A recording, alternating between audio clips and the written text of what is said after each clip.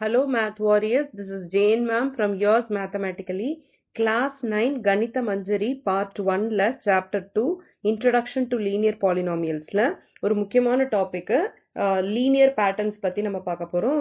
இதுக்கு முன்னாடி வந்து ப்ரீவியஸ் வீடியோஸ்ல லீனியர் பேட்டர்ன்ஸ் பத்தி நம்ம பார்த்தோம். இதுல வந்து இன்னும் கொஞ்சம் டீப்பா எக்ஸ்ப்ளோர் பண்ணலாம். So exploring linear patterns. Linear பேட்டர்ன்ஸ்னா ஃபர்ஸ்ட் என்ன அப்படின்னா அதுல வந்து ஒவ்வொரு ஸ்டேஜுக்கும் இப்போ எக்ஸாம்பிளுக்கு ஒரு இது கொடுத்துருக்காங்க. ஸ்டேஜ் 1, ஸ்டேஜ் 2, ஸ்டேஜ் 3, ஸ்டேஜ் 4னு கொடுத்துருக்காங்க. இதுல ஒரு ஸ்டேஜ்லயும் நம்பர் ஆஃப் ஸ்கொயர் டைல்ஸ் வந்து இன்க்ரீஸ் ஆகிட்டே போகுது. இப்போ ஸ்டேஜ் 1ல வந்து நம்பர் ஆஃப் ஸ்கொயர் டைல்ஸ் எவ்வளோ இருக்கு? 1 இருக்கு. ஸ்டேஜ் 2ல வந்து நம்பர் ஆஃப் ஸ்கொயர் டைல்ஸ் வந்து 3 இருக்கு. அண்ட் ஸ்டேஜ் 3ல நம்பர் ஆஃப் ஸ்கொயர் டைல்ஸ் வந்து 5. ஸ்டேஜ் 4ல நம்பர் ஆஃப் ஸ்கொயர் டைல்ஸ் வந்து 7. அதாவது இன்க்ரீசிங் ஆர்டர்ல இருக்கு. 1, 3, 4, 7 ஆகுது. அப்ப என்ன அர்த்தம்? 1ஓட நீங்க +2 பண்ணீங்கன்னா உங்களுக்கு ஸ்டேஜ் 2ல இருக்கிற நம்பர் ஆஃப் டைல்ஸ் தெரிஞ்சிருது. கரெக்டா? அதே மாதிரி ஸ்டேஜ் 2ல எத்தனை டைல்ஸ் இருக்கு? 3 இருக்கு. அதோட நம்ம +2 பண்ணோம்னா என்ன ஆகுது? ஸ்டேஜ் 3 கிடைக்குது. கரெக்ட்? +2 பண்ணும்போது உங்களுக்கு ஸ்டேஜ் 3 கிடைச்சிருது, which is 5 ஸ்கொயர் டைல்ஸ். அதே மாதிரி ஸ்டேஜ் 3ல இருக்க அந்த 5 ஸ்கொயர் டைல்ஸோட +2 பண்ணோம்னா என்ன ஆகும்? we will get the 4th ஸ்டேஜ்ல இருக்கிற number of square tiles, which is 7. கரெக்டா? ஸோ +2 ஒரு கான்ஸ்டன்ட் வேல்யூவை நம்ம ஆட் பண்ணிக்கிட்டே போறோம் for the consecutive stages. So linear பேட்டர்ன்னா என்னன்னா அந்த வேல்யூ அந்த கான்சிக்யூட்டிவ் ஸ்டேஜஸ் இருக்கு இல்லையா, அதுல வந்து ஒரு வேல்யூ வந்து ஆடோ சப்ட்ராக்டோ ஏதாவது ஆகும் பை அ கான்ஸ்டன்ட் வேல்யூ. அதுதான் வந்து ரொம்ப ரொம்ப முக்கியம். ஒரு கான்ஸ்டன்ட் வேல்யூனால இன்க்ரீஸோ டிக்ரீஸோ ஆகும்.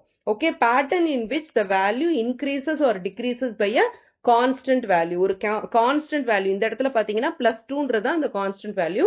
அதுல வந்து இன்க்ரீஸ் ஆகும், இல்ல சம்டைம்ஸ் டிக்ரீஸும் ஆகலாம். ஓகேவா? இதுல வந்து இன்க்ரீஸ் ஆயிட்டு இருக்கு. ஓகே, இதுல ஒரு கொஸ்டின் கேட்டிருக்காங்க. predict the number of squares in the next 3 stages of the pattern and write the sequence of numbers up to stage 7 of the pattern அப்படின்னு இருக்காங்க. ஓகே, இதுல வந்து நெக்ஸ்ட் 3 ஸ்டேஜஸ் வந்து இப்ப நம்ம வரைய போறோம். ஸோ என்ன ஆகுது? ஆக்சுவலி +2 ஆட் ஆயிட்டே போகுது. இப்ப ஸ்டேஜ் 5 வந்து டிரா பண்ணோம்னா இது வந்து 1, 3, 5, 7 இல்லையா? அப்ப 7 + 2 எவ்வளவு வரும்? உங்களுக்கு 9 வரும். அடுத்ததுல வந்து மொத்தம் 9 ஸ்கொயர் டைல்ஸ் இருக்கும். 1,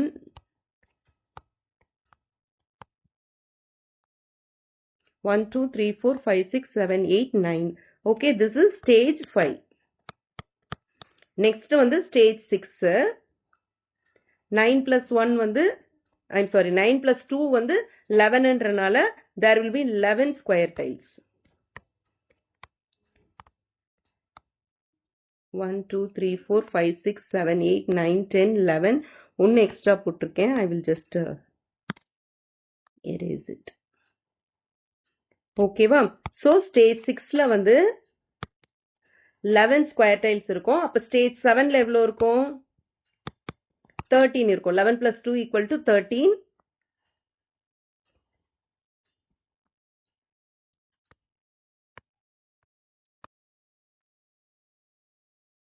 One, 2, 3, 4, 5, 6, 7, 8, 9, 10, 11, 12, 13. ஓகேவா?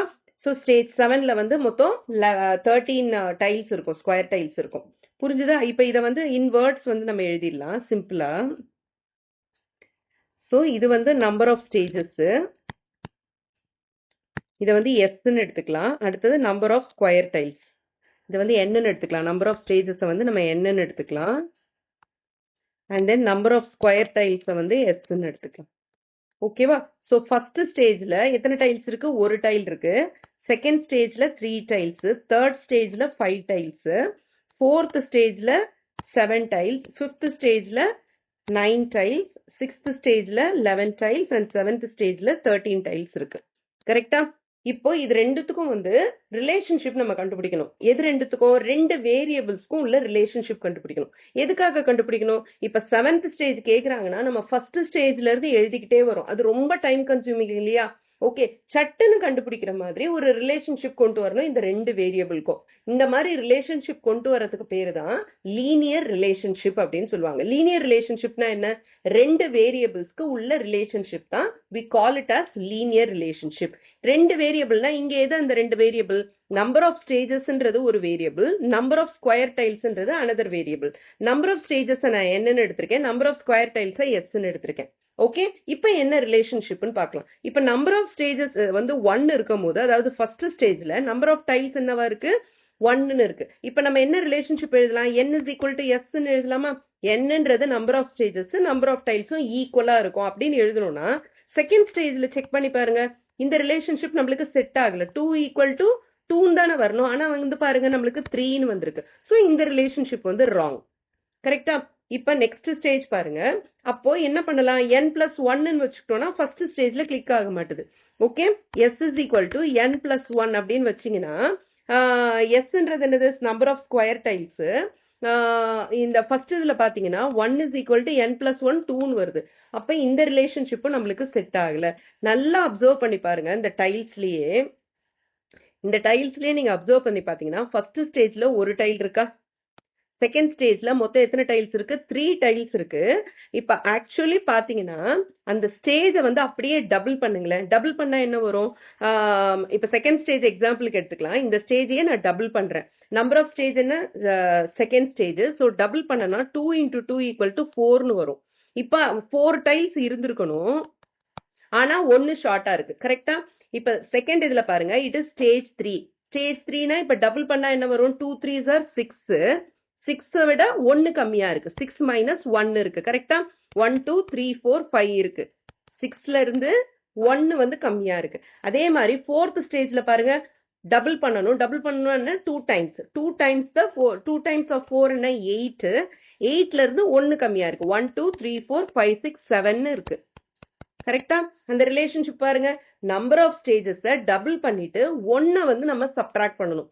இப்ப இந்த ஸ்டேஜஸ் எல்லாத்துக்கும் இது கிளிக் ஆகுது. ஃபர்ஸ்ட் ஸ்டேஜுக்கு கிளிக் ஆகுதான்னு பார்க்கலாமா? இது ஃபர்ஸ்ட் ஸ்டேஜ். ஃபர்ஸ்ட் ஸ்டேஜ் என்ன பண்ணணும்? நம்ம டபுள் ஆகட்டும். டபுள் ஆக்குறோம். 2 × 1 is 2.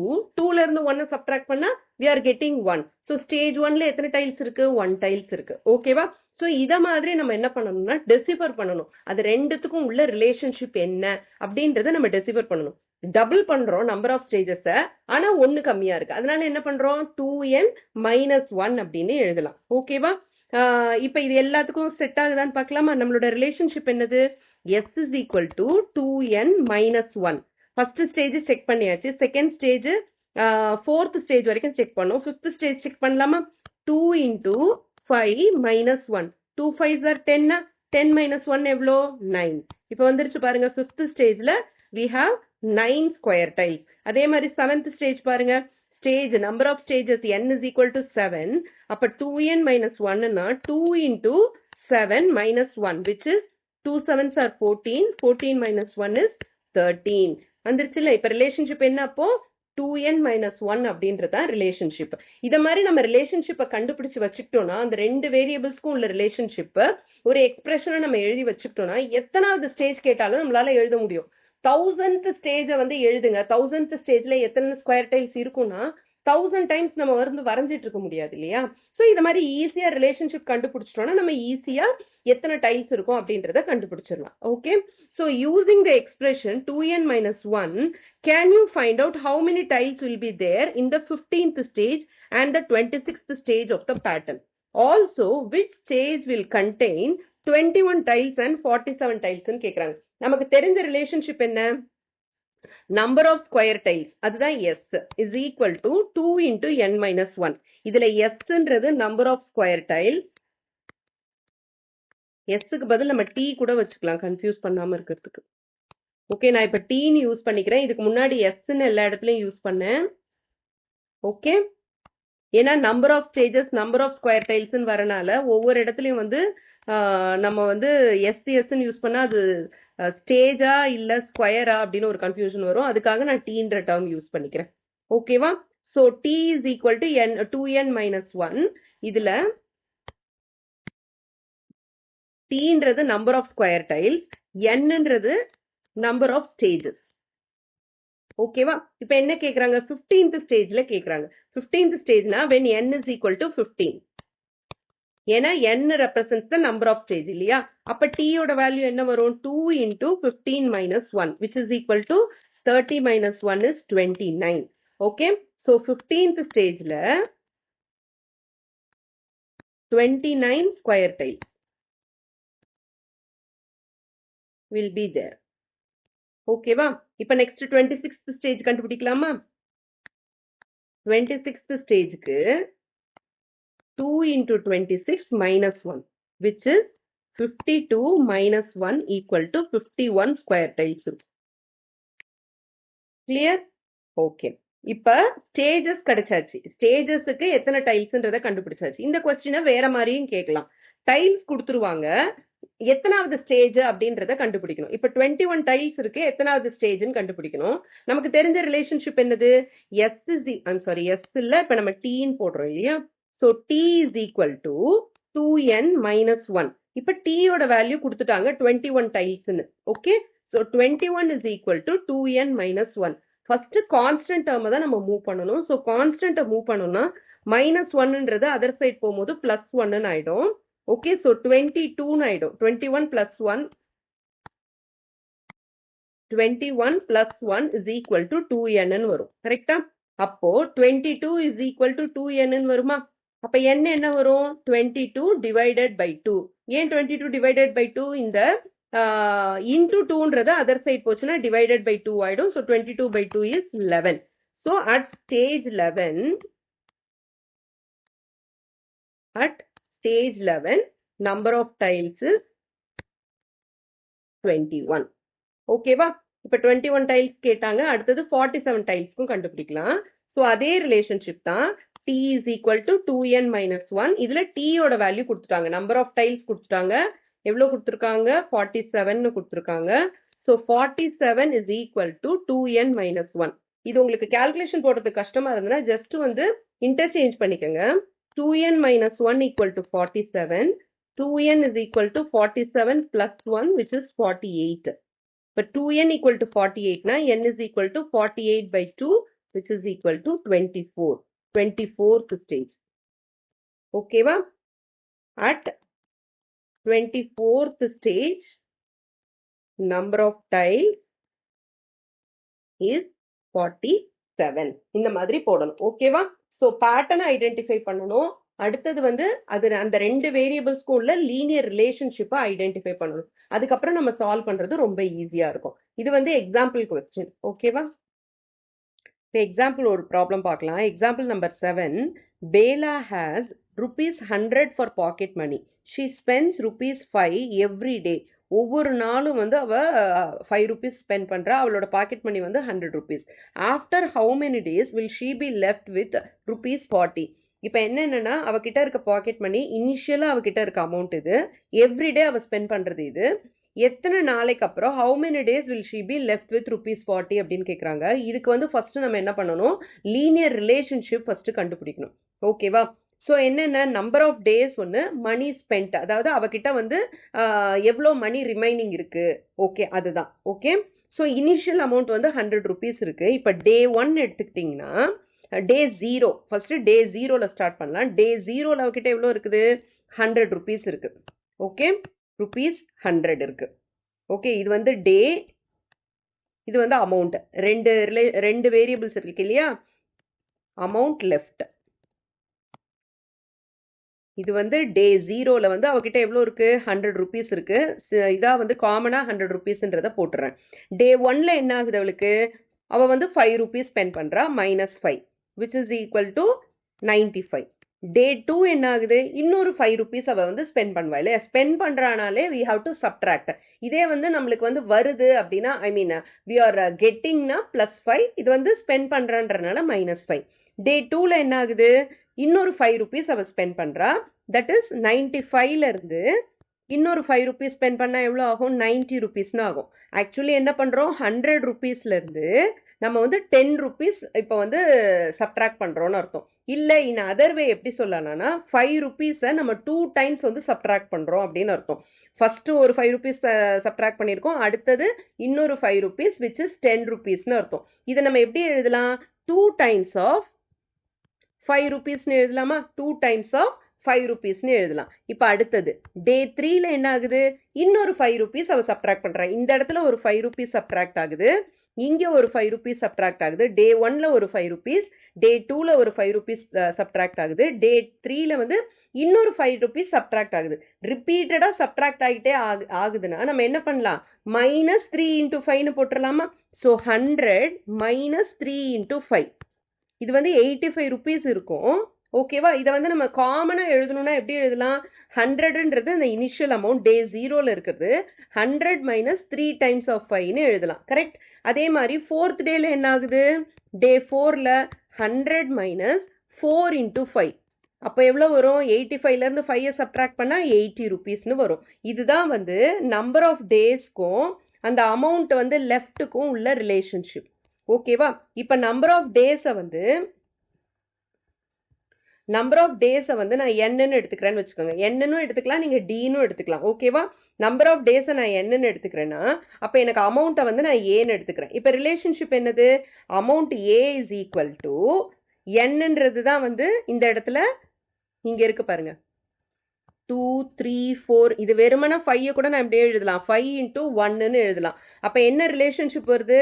100 minus 5 into nன்னு எழுதலாம். கரெக்டா?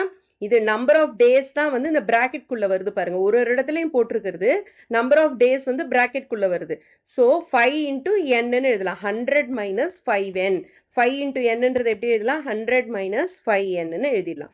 ஸோ அந்த டேஸ்க்கு ஏற்ற மாதிரி அமௌண்ட் வந்து உங்களுக்கு குறைஞ்சிக்கிட்டே போகும் அப்படின்ற மாதிரி. அப்போ 0 டேல எவ்வளோ இருக்கும்? இப்போ என்னுக்கு பதில் நீங்கள் 0 சப்ஸ்டியூட் பண்ணிங்கன்னா எவ்வளோ இருக்கும்? அவங்ககிட்ட இனிஷியலாக 100 rupees இருக்குது. வந்துருச்சா உங்களுக்கு? ஸோ இப்போ நம்ம ரிலேஷன்ஷிப் கண்டுபிடிச்சாச்சு. இது ரெண்டுத்துக்கும் உள்ள நம்பர் ஆஃப் டேஸ்க்கும் அமௌண்ட் லெஃப்ட்டுக்கும் உள்ள லீனியர் ரிலேஷன்ஷிப் கண்டுபிடிச்சாச்சு, which is A is equal to 100 minus 5n அப்படின்னு. இப்போ என்ன கொஸ்டின் கேட்டிருக்காங்க?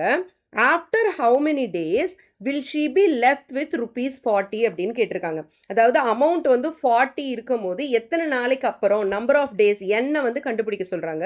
ஈக்குவேட் பண்ணிடலாமா? 40 is equal to 100 minus 5n. ஓகேவா? இப்போ ஃபர்ஸ்ட் நான் என்ன சொல்லியிருக்கேன்? வேரியபிளுக்கு முன்னாடி கான்ஸ்டன்ட்டை வந்து அதர் சைடு எடுத்துகிட்டு போகணுன்னு இருக்கேன். ஸோ 100 வந்து நான் அதர் சைடு எடுத்துகிட்டு போகிறேன். இப்போ எனக்கு என்ன ஆகும்? +100ன்றது அதர் சைடு போச்சுன்னா -100ன்னு ஆயிடும். So 40 minus 100 is equal to -5nன்னு வரும். ஓகேவா? 40 minus 100 is equal to -5n. 40 minus 100 எவ்வளோ? 100 minus 40 வந்து 60. பிகர் நம்பர் வந்து 100ன்றனால அதோட சைனை தான் போடணும், which is minus. So -60 is equal to -5nன்னு வரும். ஓகே? அப்போ என்னோட வேல்யூ என்ன வரும்? -60 by -5. மைனஸ் கேன்சல் ஆகிடும். 60 by 5 இஸ் 12. ஸோ கொஸ்டினுக்கு ஆன்சர் என்னது? ஆஃப்டர் ஹவு மெனி டேஸ்னா after 12 days she will be left with ₹40 அப்படின்னு எழுதணும். ஓகே? ஆஃப்டர் 12 days கம்ப்ளீட் பண்ணும்போது கரெக்டாக கம்ப்ளீட் பண்ணுங்க. After 12 days Bela will be left with ₹40 அப்படின்ட்டு ஃபைனல் ஸ்டேட்மெண்ட் எழுதிடணும். புரிஞ்சுதா? இப்போ அடுத்தது இன்னொரு கொஸ்டின் கேட்டிருக்காங்க. What amount will be left on the 15th day அப்படின்னு கேட்டிருக்காங்க. 15th டேக்கு கேட்டிருக்காங்க. நம்மளுக்கு ரிலேஷன்ஷிப் என்ன? Amount is equal to 100 minus 5n. Correct? இதில் ஏன்றது வந்து அமௌண்ட்டு, என்னன்றது நம்பர் ஆஃப் டேஸ். இப்போ அவங்க 15th டேக்கு கேட்டிருக்காங்க. மீனிங் என்னோட வேல்யூ கொடுத்துட்டாங்க, ஏவோட வேல்யூ கேட்குறாங்க. So 100 minus 5 into 15. அப்போ 100 minus 5 into 15 எவ்வளோ? 75. அப்போ A is equal to 100 minus 75 இஸ் ₹25 அப்படின்னு வரும். அமௌண்ட் வந்து இன் ருப்பீஸில் தானே போடுறோம். இதுக்கு முன்னாடி கண்டுபிடிச்சது வந்து நம்பர் ஆஃப் டேஸ், அதனால அதுக்கு வந்து யூனிட் எதுவும் போடலை. பட் இது வந்து அமௌண்ட்டுன்றனால இதோட யூனிட் வந்து நம்ம கண்டிப்பாக போடணும், விச் இஸ் ₹25. 15th டேல she will be left with ₹25. அடுத்து ஒரு கொஸ்டின். How many days will it take for the entire amount to be spend? Entire amount to be ஸ்பெண்ட்னா என்ன? எல்லா அமௌண்ட்டும் போயிருச்சுன்னு அர்த்தம். அப்படின்னா ஏவோட வேல்யூ என்ன? 0ன்னு அர்த்தம். ஏவோட value is 0. So A formula என்ன?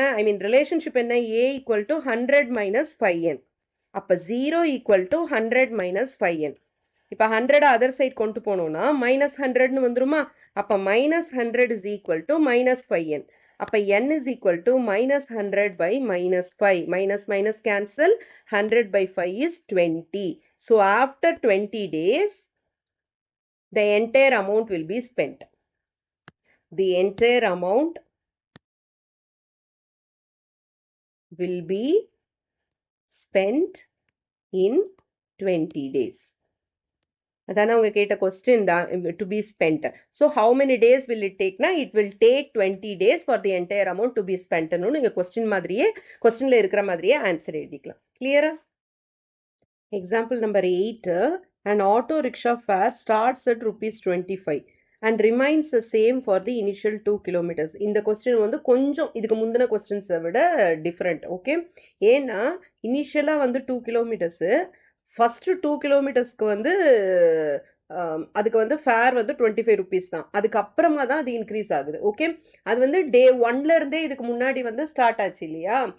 இதில் வந்து டே 1ல இருந்தே அந்த பாக்கெட் மணி வந்து உங்களுக்கு ரெடியூஸ் ஆக ஆரம்பிச்சிது, ₹5 இதில் பார்த்தீங்கன்னா 2 கிலோமீட்டர்ஸ்க்கு வந்து ஸ்டாண்டர்டாக எவ்வளோ ₹25 தான். அதுக்கப்புறமா தான் it increases by 15 rupees per kilometer. What will be the fare for a travel of 10 கிலோமீட்டர்ஸ்னு கேட்குறாங்க.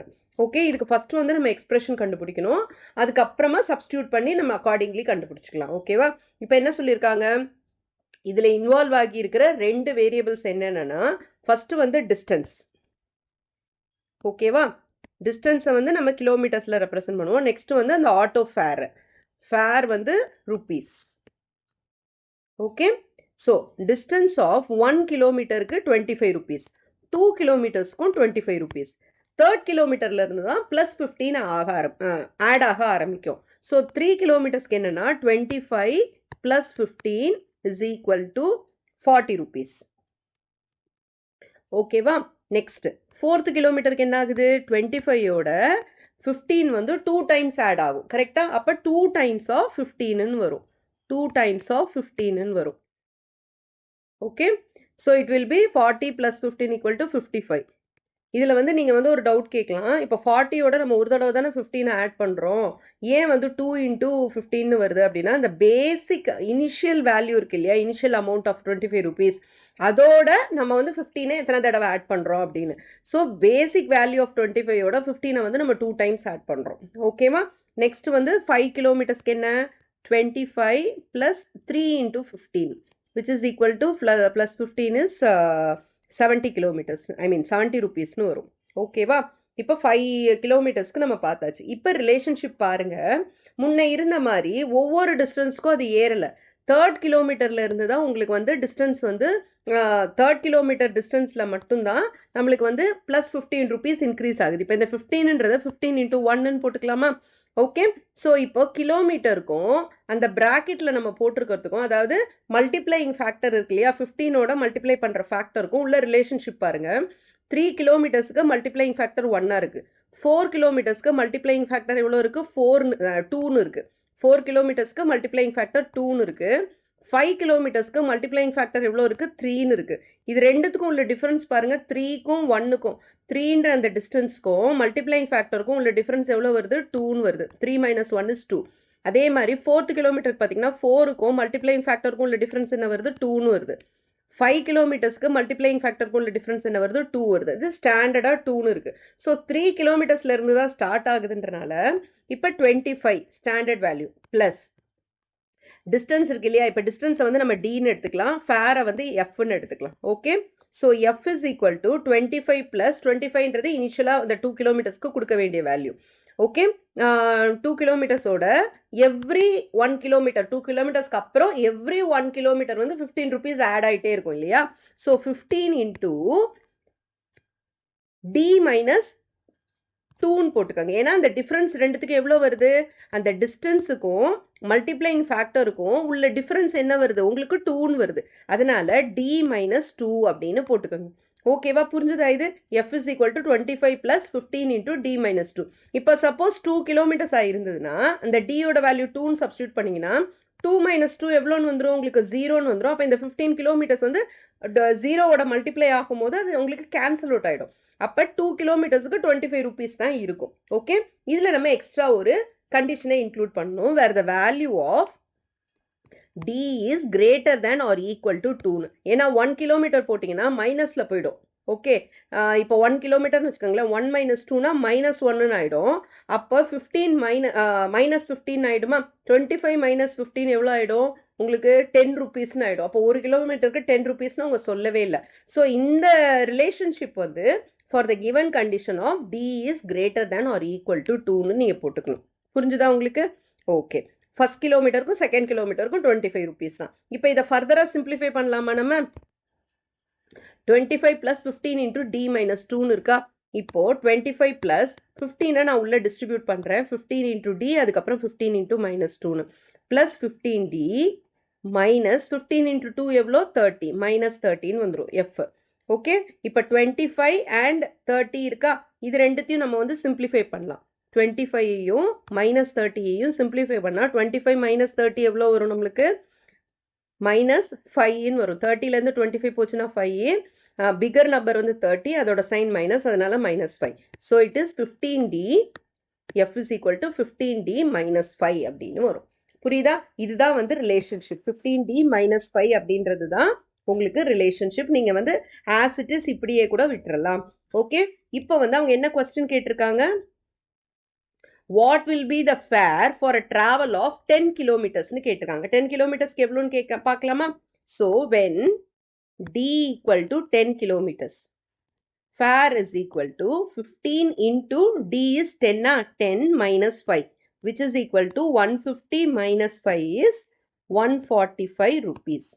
அவங்க ஃபேர் கேட்டிருக்கனால அதோட யூனிட் வந்து 145 rupees. ஓகேவா? ஸோ இந்த கொஸ்டினுக்கு ஆன்சர் என்ன? What will be the fare for a travel of 10 kilometers-னு கேட்டிருக்காங்க. So the fare for a travel of 10 kilometers is rupees 145. இதில் இன்னொரு கொஸ்டின் கேட்டிருக்காங்க. For how many kilometers will the fare be rupees 130. அப்போ வந்து ஃபேர் கொடுத்துட்டாங்க, நம்மளை வந்து கிலோமீட்டர்ஸ் கண்டுபிடிக்க சொல்கிறாங்க. ஸோ ரிலேஷன்ஷிப் அதே தான். f is equal to என்ன ரிலேஷன்ஷிப் எழுதிருந்தோம் நம்ம? f is equal to 25 plus 15 into d minus 3. அதை வந்து simplest formula எழுதும் போது 15d minus 5 வந்ததா? So f is equal to 15d minus 5. ஓகே, ஸோ ஃபேர் வந்து 130 rupeesனு கொடுத்துட்டாங்களா? So 130 is equal to 15d minus 5ன்னு வரும். ஃபர்ஸ்ட் என்ன பண்ணணும்? கான்ஸ்டன்ட் டேர்மை அதர் சைட் கொண்டு போகணும். ஸோ மைனஸ் 5ன்றது அதர் சைட் போச்சுன்னா என்ன ஆகும்? ப்ளஸ் 5 ஆகிடும். So 130 plus 5 is equal to 15dன்னு வரும். 130 plus 5னா எவ்வளோ வரும்? 135 is equal to 15d. அப்போ d என்ன வரும்? 135 divided by 15. ஃபர்ஸ்ட் வந்து இதை வந்து ஃபிஃப்த் டேபிளில் ஸ்ட்ரைக் அவுட் பண்ணலாம். 135 வந்து ஃபிஃப்த் டேபிளில் பண்ணோம்னா 13 வந்து 2 times, 35 7 times, 27 வந்துடும். 15 divided by 5 is 3. இப்போ 27ஐயும் 3ஐயும் ஸ்ட்ரைக் அவுட் பண்ணால் வில் கெட் 9. 9ன்றது கிலோமீட்டர்ஸ், த டிஸ்டன்ஸ் இல்லையா? So the distance travelled for a fare of rupees 135, the distance covered is 9 kilometers. புரிஞ்சுதா? ஸோ இதை வந்து எய்தர் வே கேட்கலாம். ஒரு வேரியபிளை கொடுத்துட்டு இன்னொரு வேரியபிள் கண்டுபிடிக்க சொல்லலாம், இல்லைனா அந்த வேரியபிளை கொடுத்துட்டு இந்த வேரியபிள் கண்டுபிடிக்க சொல்லலாம். இந்த எக்ஸாம்பிள் எடுத்துக்கிட்டிங்கன்னா ஃபேர் கொடுத்துட்டு டிஸ்டன்ஸ் கண்டுபிடிக்க சொல்லுவாங்க, இல்லை டிஸ்டன்ஸ் கொடுத்துட்டு ஃபேர் கண்டுபிடிக்க சொல்லுவாங்க. ஓகே, எல்லாத்துக்குமே மெயின் என்னன்னா நீங்கள் வந்து அந்த லீனியர் ரிலேஷன்ஷிப்பை வந்து ஃபஸ்ட்டு ஃபைண்ட் அவுட் பண்ணணும். அதை கண்டுபிடிச்சிட்டிங்கனாலே எதை கண்டுபிடிக்க சொன்னாலும் நம்ம ஈஸியாக கண்டுபிடிச்சிடலாம். ஓகே, இந்த தடவை நம்ம சால்வ் பண்ணது, இந்த வீடியோவில் சால்வ் பண்ணது எல்லாமே வந்து எக்ஸாம்பிள் கொஸ்டின்ஸ் தான். இந்த டாபிக்கு ரிலேட்டடான எக்ஸசைஸ் செட் 2.3 கொஸ்டின்ஸை நம்ம நெக்ஸ்ட் வீடியோவில் சால்வ் பண்ணலாம். Till then, this is Jane ma'am signing off from Yours Mathematically.